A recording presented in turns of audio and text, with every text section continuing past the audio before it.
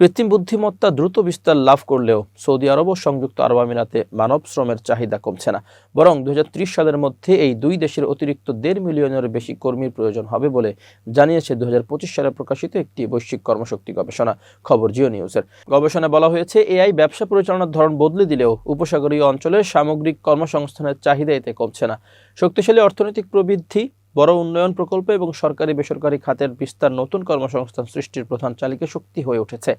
Saudi আরবের কর্মী চাহিদা বাড়ার পেছনে বড় ভূমিকা রাখছে দেশটির ভিশন 2030 সংস্কার কর্মসূচি। এই কর্মসূচির আওতায় নির্মাণ অবকাঠামো, পর্যটন, উৎপাদন, লজিস্টিক ও নতুন অর্থনৈতিক অঞ্চলে ব্যাপক বিনিয়োগ হচ্ছে। গবেষণায় বলা হয়েছে, যদি এআই এর মাধ্যমে উৎপাদনশীলতা না বাড়ত, তাহলে সৌদি আরবের উন্নয়ন পরিকল্পনা বাস্তবায়নে প্রায় 6.5 লাখ অতিরিক্ত কর্মীর প্রয়োজন হতো। স্বয়ংক্রিয়তা বিবেচনায় নেওয়ার পরেও দেশটিতে আগামী বছরগুলোতে উল্লেখযোগ্য শ্রম ঘাটতির আশঙ্কা রয়েছে।